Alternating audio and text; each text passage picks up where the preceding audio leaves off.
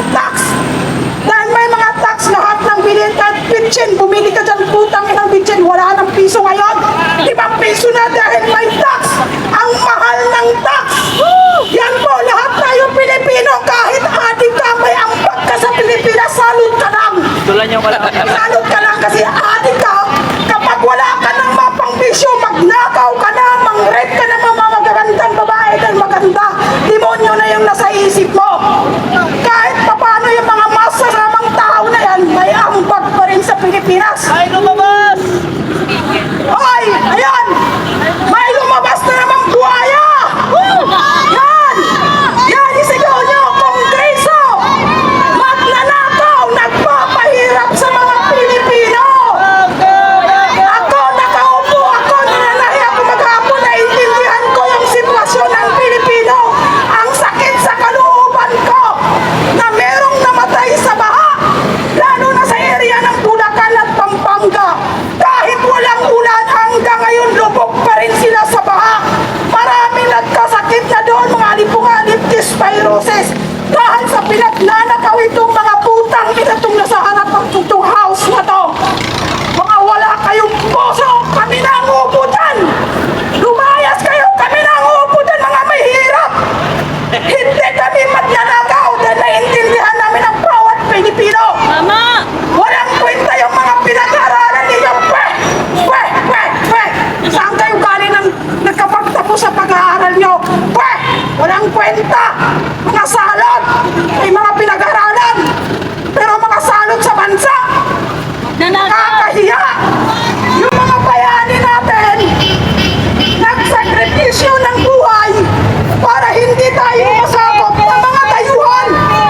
Itong mga putang ina itong house na to, mas masahol pa sila sa dayuhan dahil ang kalaban natin ay kapwa Pilipino ngayon. Yan ang katotohanan. Hindi tayo sinakop ng mga banyaga, pero triple ang sakit sa ating mga kalooban dahil nagpapahirap sa atin mga kapwa nating Pilipinong may mga pinag-aralan na mga mayayaman, mga walang dangal. Lumabas kayo dyan, kami na dyan! Hindi kayo naawa, tingnan nyo yung mga Diyos, may nalulunod, may namatay dahil sa pinaggagawa ninyo! Naka-Mercedes pa! Naka-Mercedes pa! Nakaka-high blood kayo! Yan, Sana ayos na na. kayo nananalangin sa Diyos na sana hindi na kayo magising! Pag-ising nyo! Mercedes pa! Mga buhaya yan! Ayan, may lumabas na naman mga buhaya! Naka-Mercedes pa! Bibitayin na yan! Susunugin yan ng buhay! Hindi sapat yung makulong sila! Dapat sinusunog yan ng buhay para huwag nang tularan ng ibang susunod pang leader! Ganito pala! Kapag magnakaw tayo, sinusunog tayo ng taong bayan! Kaya huwag tularan para hindi na tularan. Dapat sinusunog yan ng buhay para uunlad tayo! Para wala na magnakaw sa atin mga mahihirap! Para wala nang salot ng mga demonyo na ito. Mas matindi pa ang ginawa ninyo kahit na majilan mga sino itong mga banyaga na sumakot sa ating bansa. Mas matindi pa ang ginawa nyo at kapwa nyo Pilipino pinapahirapan nyo.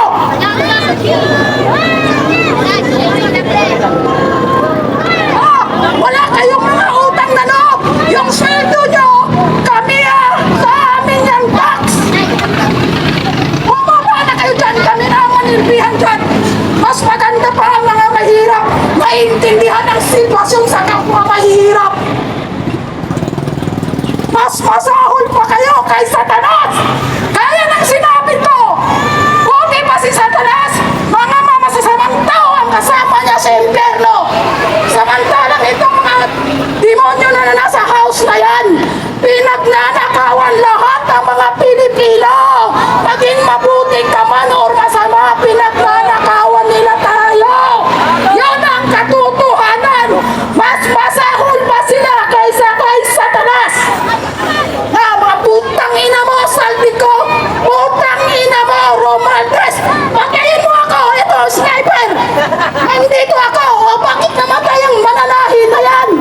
Kasi pinagmumuran niya si Romualdez.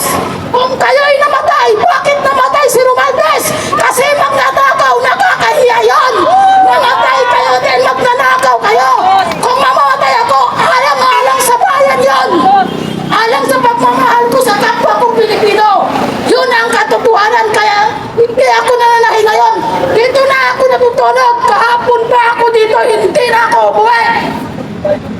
Dahil mahal ko ang bansa natin. Yan po, salamat na high blood na ako eh.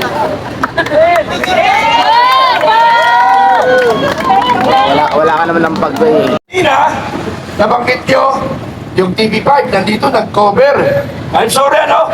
But bakit umalis? Nandiyan pa yung sasakyan nila. Okay, ako, base sa akin na obserbahan, mga kaibigan, yung GMS7 and ABCBN. GMS7, ABCBN, may araw kayo sa akin. Tandaan nyo, yung mukha na ito, ABCBN, GMS7, tandaan nyo yung mukha ito. Ito ang makakaharap nyo. Kung ang taong bayan ay magagalit, ito ang makakaharap nyo. Ito ang makakaharap ng mga magnanakaw sa lipunan. Tandaan nyo yung mukha na ito. At ito ang makakalaman nyo, mga magnanakaw sa lipunan. At ang Partido Komunista, ito rin ang mukha, ang hanapin nyo. Dalawa lang ang gusto ko mangyari sa Pilipinas para sa akin, ang komunista at saka kurap sa Pilipinas. Yan lang ang gusto kong ayusin sa bansa dahil marami naman kaming grupo na magkagawa sa kanya-kanyang punta. Sa kanilang layunin, basang layunin ko, mga kaibigan, korupsyon, komunista. Pero kanina sabi nung kahapon, sinabi ng aking mga kasama, magre-rebelde. Huwag tayo magrebelde, papunta sa NPA. Magrebelde tayo laban sa korupsyon. Magkaisa tayo, magbubuo tayo ng grupo. Rebelde laban sa korupsyon. Hindi rebelde laban para umakyat sa kabundukan. Pero wala na pala sa bundok. Wala na sa bundok ang NPA. Nandyan na. Nandito, kahapon na, di ba nandun? O nandun kahapon sa mga pulis. Yung mga NPA. Tandaan niyo mga kaibigan, hindi ko muna lalakad sa boses ko para mas lalong klaro sa Pilipino. Tandaan niyo, pag ang Makabayan Black, National Democratic Front, NPA, mga kaibigan, pag sila nagprotesta at sila nagrally, ang hanap nila gulo. Gulo ang gusto nila sa lahat ng kanilang protesta o rally. Bakit? Yan ang hindi nyo alam. Bakit hindi nyo alam? Ang gusto ng NPA, ang gusto ng makakaliwa, ang gusto ng Makabayan Black na nasa Kongreso, gusto nila magkagulo. Magkagulo. Bakit? Bakit gusto nila magkagulo mga kaibigan? Dahil naghahanap sila ng isyu, naghahanap sila ng sisihin. Walang ibang sisihin kung hindi ang gobyerno. Sa taong bayan, yun ang layunin ng Makabayan Black. Tingnan nyo mga 3 days ago, may rally sa Batasan. Nagkaroon ng rally. Tingnan mo yung mga tao na yan, o yung mga pulis na yan. Nakaganon lang sila, nagpuprotekta sa atin, tinadyakan pa. Nag-init ang dugo ko. Kasi kung nandun ako, tinadyak nila ang pulis. Ako rin ang tatadyak sa nila. Ano ang kasalanan ng pulis doon? Wala silang kasalanan. Ang kasalanan nila ay nagtatanggol sa mga magnanakaw. Pero wala silang magagawa because they are only following orders from higher quarter, from their national leadership na bayad rin ay. Bayad! Wala akong sinabi. Nadulas lang ako. Nadulas lang. Nadulas. Sorry. Nadulas po ako. Sorry, nadulas po ako. Okay. Pero pakiusap ko lang mga kababayan, ano? Pakiusap ko lang. Yung mga halaman dito, ang apakan nyo lang yung lupa. Yung halaman natin, yung halaman ang pinaghirapan, dapat hindi masira. Kasi kalikasan yan. Pag may mga halaman, para bang mawala problema natin pag nakatanaw tayo sa mga green. Kaya pakiusap ko, walang aapakan na mga halaman. Bagkos, magtatanim pa tayo pagkatapos nito. Magtatanim tayo. At hindi tayo sagabal sa traffic. Mamaya na, hintuin natin traffic. Ay! Nagkamali ako. Kailangan ang dalo ng traffic is smooth. Huwag tayong magiging sagabal sa traffic at huwag kang bigyan ng problema ang traffic enforcer, ang ating kapulisan, security guard! Nakalimutan ko, anong oras yun? 10:24. Security guard! nag-announce ako alas 10:24, nag-announce po ako na dapat naka-blatter sa inyo dyan na lahat ng magnanakaw, lahat ng mga lumalabas na sasakyan, pati naka-speaker Romualdez, dapat chinicheck up nyo. Walang exempted sa batas. Oh, security guard, narinig nyo? Security guard, narinig nyo? Lahat ng lumalabas na kotse, in and out, i-check up nyo. Dahil yun ang inyong trabaho. Hindi yung trabaho nyo na pangharang ng tao. Hindi nyo trabaho yun. Ang trabaho nyo, kung ang mga kagamitan ng Congress, ang pera ng tambayan na nakalagay sa mga sasakyan, lalo na kay Romualdez, harangin nyo. Kami na ang magpaparusa sa kanya. Ang halipalaga lang mga security guards, tandaan nyo hindi ako nagbibiro. Security guard, hindi ako nagbibiro. May papanakutan kayo sa taong bayan. Pag nalaman namin na pinalusot nyo ang kagamitan ni Romualdez na ninakaw niyang kabanang bayan, mananagot kayo, kasama kayo sa paparusahan ng taong bayan. Oops, sandali lang. Nakakal. Ay, shoutout sa mga viewers. Ebidensya. Pag malasakit sa bayan. Alam niyo yung bakit yan? Kasi sa loob ng 3 araw at 3 gabi, hindi ako nakauwi. Hindi ko nasipingay yung asawa ko. Kinagat! Kinagat ang aso. Kayo naman. Natawa yun o, natawa. Kinagat ng aso. Napila yung aso. Paghawak ko, kinagat. Ayun, daling ako sa Veterans Hospital. Nagpa-injection ako. Galit na galit yung misis ko. Sabi ko, hindi pwede ako umalis doon sa grupo namin. Mayroon pa ako responsible. Alam mo na yung buhay mo? Yes, buhay ko, pero kailangan ko ang bayan na ipagtanggol. Kaya pagkatapos doon, nakiusap ako sa doktor na kung pwede ako i-release na para magkita-kita tayo dito. Okay, patuloy tayo mga kaibigan, ano? Alam nyo ba ang gagawin natin? Hindi pa nyo alam, no? Eh, dapat hindi nyo alam. Dapat alam ninyo paano maghalin sa mga magnanakaw. Yan. Yun na lang po na isipin nyo. Yun. Kung ano kumpas, yun na lang sundin nyo. Yun. Kasi mahirap yung details in details sasabihin namin. Baka madulas kayo. Ha? Basta ang mahalaga, importante.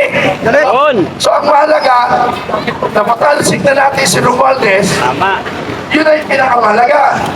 Ang problema rin, yung ilalagay na naman. Yun Tuta na niya rin. babantayan natin. Tuta. Anyway, hindi pa naman tapos yan. Tatapusin natin mamaya. Yun. Tatapusin natin mamaya. Pero walang dapat manakit, ha? Tandaan nyo, wala sanang manakit. At saka walang sakit pa walang sasaktan sa atin. Hindi tayo manakit, huwag na rin tayong saktan. Yun lang pakiusap ko. Kasi ako ang nakatuka doon sa bagay na yon at ako nakipag-usap sa bagay na yon. Sino nakausap ko? Hindi ko pwedeng sabihin dahil baka ipatawag ni Romualdez. Delikado. Ay, hindi na pala si Romualdez. Ipatawag ng police general. Ha? Pero inutusan niya ng mga kawatan. Ha? Wala kayong magagawa. Yung mga kapulisan yan, tulad ko rin yan, na nagsiservisyo noon. Wala silang magawa kung hindi sumunod lamang. Ano? Kung hindi sumunod lang sila. Ha? Kasi, pag mayroong nangyari, baka matanggal sila sa servisyo, kawawan. So, may bulong na naman sa akin. May bulong na naman sa akin. Malapit na! Malapit na!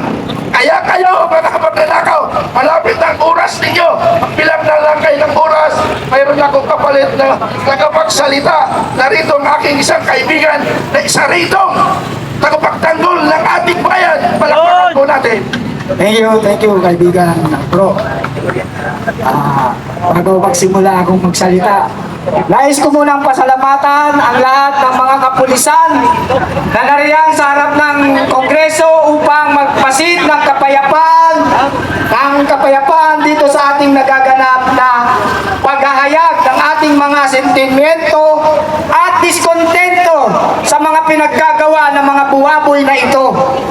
Sa totoo lamang po, nakakalungkot isipin na kung ang lahat ng pera na kanilang kinukunakot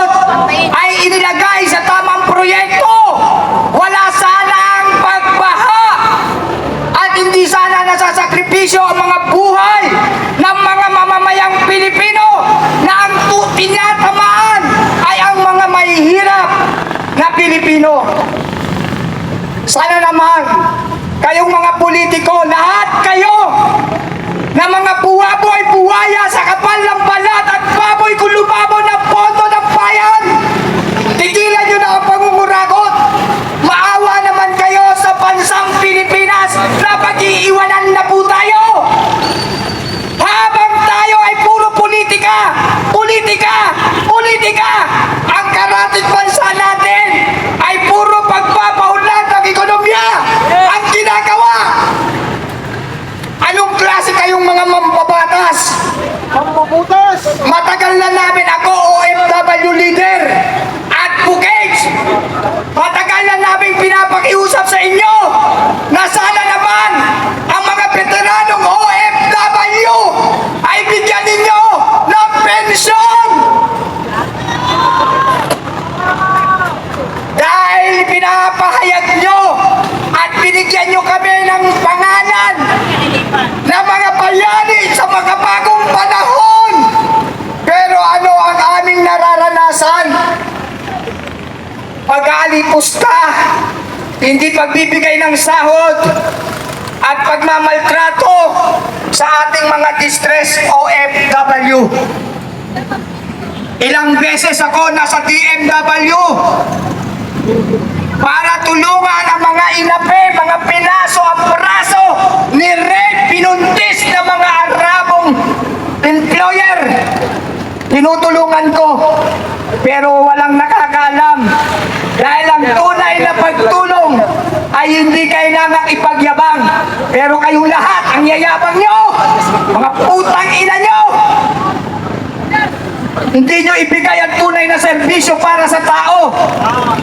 Dahil kung binibigay nyo ang tunay na serbisyo, mayaman na sana ang bansa natin.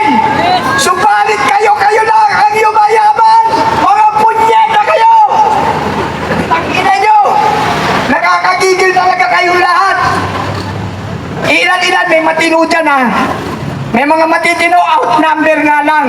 Outnumber ang mga matitino natin. Hindi ko na papanggitin, alam nyo na kung sino kayo. Dahil alam nyo sa sarili nyo na hindi kayo tinatamaan ng aming mga salita, ng aming mga criticism. Yung flood control na yan. Salamat kay Diskaya, Contractor Diskaya, maraming salamat. Kung hindi dahil sa'yo, hindi lulutang ang malalang korupsyon na ginagawa ng ating mga politiko. Kaya kayo ay talagang biktima rin. Hindi kayo ang ugat ng kahirapan ng bansang Pilipinas. Ang tunay na ugat ng ating kahirapan ay dahil sa inyo.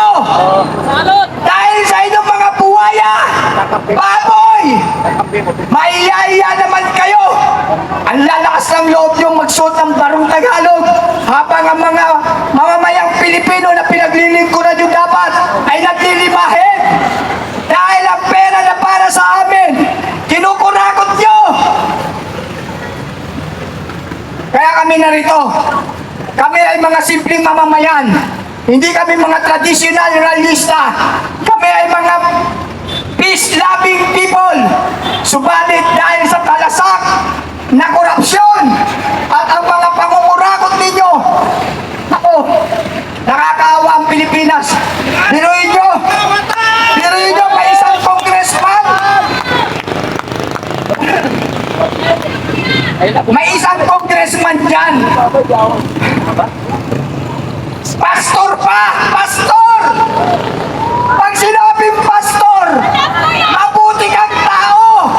Pag sinabi kang pastor, makatao ka. Dahil ang inililigtas mo ay buhay ng mga makasalanan.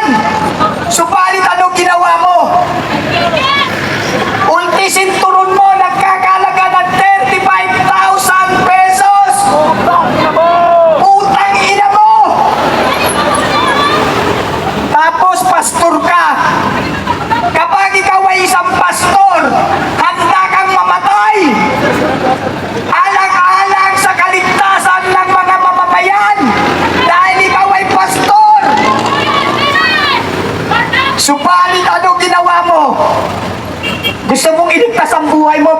sinasabi?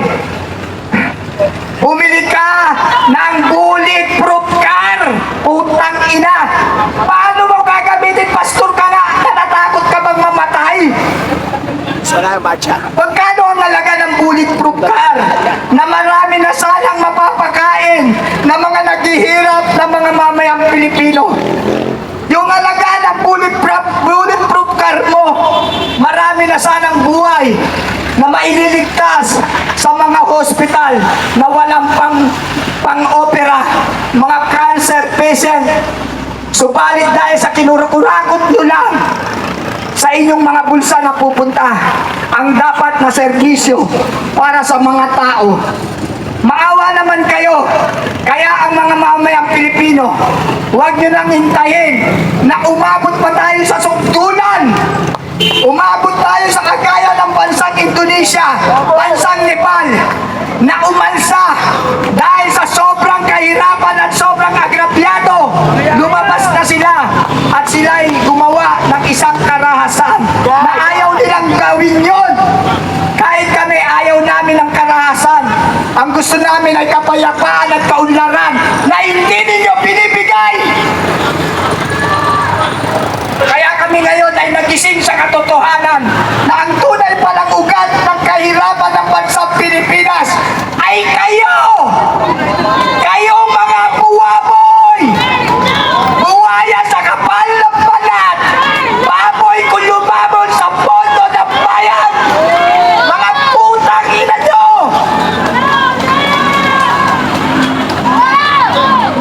Isipin nyo, ako isang OFW leader, nagagawa kong magmura.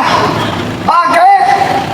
Dahil galing yan sa aking puso na sobra nang nasasaktan sa mga ginagawa yung panlalamang sa mamamayan. Biruin nyo, 5,500 flood control ang natapos na at marami pang kasunod. Utang ina, ni isa wala pala. Ano nangyari sa bansa natin? Buong Pilipinas lumalangoy sa kumuloy ng baha at marami ring namatay na kung hindi nyo kinuragot sana ang pondo para sa proyekto, sana walang mga nasakripisyong buhay na mga mamamayang mahihirap na tunay na nagdurusa. Isipin nyo, isang pamilya, merong 40 pieces na luxury car. Etong luxury, pag sinabing luxury vintage car, milyon ang halaga bawat isa. Isipin nyo, ang daming mga cancer patient na nagikiusap, humingi ng mga grant letter para lamang maipa-opera ang kanilang mga mahal sa buhay. Pero kung minsan nare-reject pa, hindi nabibigyan. Yung mga coaching nakapark na yan na nakikita natin, patuhin ng kamatis! Kaya kung tutuusin, Patuhin natin ang kamatis yan, mamaya mga yan! kawawa talaga ang bansang Pilipinas. Hanggat walang pagbabago, hanggat walang tunay na reforma sa Pilipinas, hanggat walang mga tunay na magbibigay ng kaunlaran at pagmamalasakit sa mga mamayang Pilipino, walang pag-asenso. Lahat ng sasakyan na nakikita natin sa loob ng bakuran, patuhin! Nakakahawa talaga ang bansang Pilipinas. Ngayon, Nakakapagod, pre. magugulat ka, iba-ibang organisasyon na ang lumalabas dahil naghahangad ng isang tunay na pagbabago. Naghahanap ng isang tunay na reforma sa buong bansang Pilipinas, hindi lamang sa ating mga sarili. Buong Pilipinas ay dapat mareforma, magmumula sa Pangulo hanggang sa inyong mga congressman, hanggang sa mga senador. Pera ng taong bayan yung mga sasakyan na yan, patuhin yan! Yes! Pera ng taong bayan ang mga ginagamit yung pambili ng inyong mga luxurious car.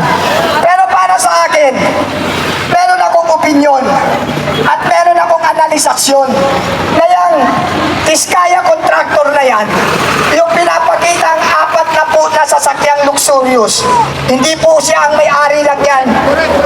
Katarantaduhan! Ikaw, dati kang mahirap, hindi mo pagmamalasakitan ng perang pinaghirapan mo, nakaw man yan o anong legal Oil man yan. Ibibili mo na sasakyan, apat na po vintage car, mga luxurious. Ang rehistro pa lang, ang mahal-mahal na. Dahil may kategory yan. Huwag nyo kaming tangahin. Matatalino na at may puso na ang mga mamayang Pilipino. Nakakalungkot isipin. Dati ang pamilyang Pilipino ayaw ng politika. Halos hindi namumulitika ang mga pamilyang Pilipino. Subalit ngayon makikita nyo ang bawat pamilya pinag-uusapan ay ang mga buhaya sa ating gobyerno. Hindi na yung kaunlaran ng sariling pamilya dahil sila'y awak-awa na sa mga anak nila na hindi na nila mapag-aaral dahil sa mga buhaya at baboy na nandyan sa Kongreso at Senado. Isipin nyo naman, whistleblower, utang ina nyo talaga. Yung gagawing whistleblower, na dapat talaga as per SOP, Standard Operation Procedure, ay dapat magkaroon ng assign na magsisiguro sa kanyang buhay. Yung tinatawag na Witness Protection Program. Pero dahil pinalitan ng Senate President, pinalitan ng Blue Ribbon Committee, ano ang ginawa ng bagong halal na Senate President? Dinisapprove ang witness protection ng magiging whistleblower. Bakit? Siyempre matatakot na magsalita. Makokontrol na siya dahil wala siyang bantay sa kanyang buhay. Pag imbis na bantay, banta ang kanyang napala. Doon pala ang kulay politika na. Pinigilan nilang bigyan ng protection ang isang whistleblower na marami ka pa sanang malalaman. Pero hindi na malalaman kasi matatakot na magsalita dahil wala nga siya. Hindi siya under sa Witness Protection Program. Alam ng ating mga kapulisan yan. Kahit sa isang simpleng krimen na naging witness, pinoproteksyonan ng mga pulisyan para hindi mapahamak at maingatan ang credibility ng kanyang mga pahayag. Subalit manipulasyon na yung pagpapalit ng Blue Ribbon Committee Chairman at ng Senate President. That is a color of manipulation. Doon sa investigasyon na gusto nilang kontrolin. Tayo gising na sa katotohanan, alam na natin na hindi na ito magiging credible na investigasyon dahil meron na ditong cover up at pagtatakpan ang tunay na magnanakaw o mga magnanakaw doon sa flood control project na naging ghost project. Kaya sana naman mga politiko dyan, magsipagbaba na kayo kung alam nyo sa sarili nyo na kayo ang tinatamaan. Nakapagtataka nga, may mga sahod nga kayo, may mga kickback pa kayo, pero sobra pa rin kayong mangurakot. Mga anak nyo sa ibang bansa nag-aaral, may mga kondo kayo sa ibang bansa, sa Amerika. Ano yan? Plan B? Na kung magdigmaan dito sa Pilipinas, nandun na kagad kayong lahat? Kawawa ang mga mamamayang Pilipino. May iwanan sa gitna ng digmaan. Habang kayo lumalangoy sa kasaganaan sa ibang bansa. Listado na kayo, mga buwaboy, mga putang ina nyo. Magsipagbago na kayo, magsipagbaba na kayo. Wala kayong karapatang maging public servant. Dahil ang talagang katagalugan ng public servant, serbisyo publiko. Ang tanong, nasaan ang public service o ang publiko serbisyo ninyo? Nasa mga pamilya nyo. Kaya sana, hanggat hindi pa huli ang lahat, magsipag-resign na kayo. Kayong mga tinatamaan, kayong mga buwaboy ng aming mga constructive criticism ay magsipag-step down na kayo. Dahil walang pagbabago sa bansang Pilipinas kung patuloy niyong ginagago. Ako bilang OFW leader,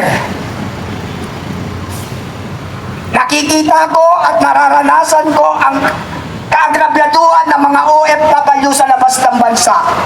Bakit hindi nyo binibigyan kayo bilang mga mambabatas? Gamitin nyo ang karapatan nyo gumawa ng batas sa mga makabuluhang batas. Hindi yung mga batas na papababain yung edad ng Vice President at President. Ano ang papapala ng mga mamamayang Pilipino dyan? Papababain nyo ang edad ng mga tumatakbong Pangulo at pangalawang Pangulo sa 40 at 35. Ano yan? Makikinabang ba kami dyan? Mga katarantaduhang batas. Batas ng proteksyon para sa inyo. Sana ang ginagawa niyong batas, welfare and protection ng mga OFW natin na binubuntis ng mga Arabong employer. Yan ang gawa niyo ng batas kung paano niyo mapoproteksyonan ang mga binansagan niyo, mga bayani sa mga bagong panahon. Pero hanggang salita lang, sa karanasan, wala. Bakit ko nasabi na kayo ang nagbigay ng mga bagong bayani, sa mga bagong panahon? Kapag sinabing bayani, di ba dapat complete benefits, special treatment, kasi bayani yan eh. Dapat nga, dyan nyo iparama ang tunay na pagiging bayani habang kami ay buhay pa. Hindi yung bayani patay na. Bakit naging bayani kami?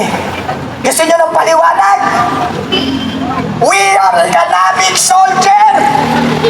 Kami ang bumubuhay ng ekonomiya ng Pilipinas dahil sa aming mga remittance. Trilyon pesos ang pinapasok kada taon. Pero anong ginagawa nyo? Wala man lang kaming benefits, wala man lang pensyon ang mga veterans OFW na matagal ko nang inilalabi sa Senado, sa Kongreso. Ipinapakiusap namin hanggang sa Malacanang, nakarating pa ako para lang sa pensyon na yan. Pero mga pulag pipi at bini kayo, hindi nyo nararamdaman ang hinaing ng mga bayani daw sa makabagong panahon. Kaya sana, uling pakiusap ko, kayong mga politiko na sobrang yaman na at talagang stable na ang pamumuhay, magsipag-resign na kayo. Palitan kayo ng bago para sa isang tunay na pagbabago, hindi panggagago. Napakayaman ng bansa natin, nakita nyo, daming pera na hindi naman natin napakinabangan, hindi pumasok sa proyektong tama. Kaya nangyari, ang sakripisyo, mga mamamayang mahihirap na Pilipino. Habang kami lumalangoy sa baha, kayo naman ay mga naka-Cadillac, mga naka-Mercedes, mga naka-chopper. Punyetang buhay ito. Kami naglagay sa inyo dyan, pero kami naman ang naghihirap. Bilang pangwakas, sana step down na ang mga buwaboy na politiko. Mula sa pinakatap, yung pinakapataas, dapat bumaba. Lagi ko nasabi, pag bumaba ang pinakamataas, yung mga kurakot na yan ay mawawala ng tuluyan. Hanggang nandyan ang pinakamataas na incompetent, na walang alam magpapalakad, hindi aahon ang bansang Pilipinas. Kawawa ang ating next generation. Kawawa ang ating mga anak, mga apo na hindi na makapag-aaral dahil sa taas na tuition fee, dahil sa walang kontrol, walang hapas na pamumurakot with connivance of oligarchs. Kaya maraming salamat din sa mga kasamahan kong nandito na talaga namang nakiisa dahil sila rin ay apektado ng sobra sa kahirapan. Hindi na ito usapin ng politika. Usapin na ito ng kalagayan ng ating bansa at mamamayan. Wala na muna politika. Ang aming mga pinahayag dito ay nagmula sa aming puso dahil sobra-sobra na ang kagapetuhan.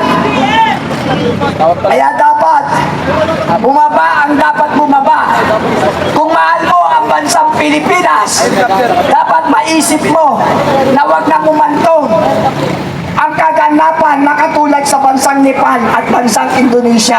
Hanggat hindi pa tayo umaabot sa ganong senaryo, magsipag-desisyon na kayo habang may oras at panahon pa.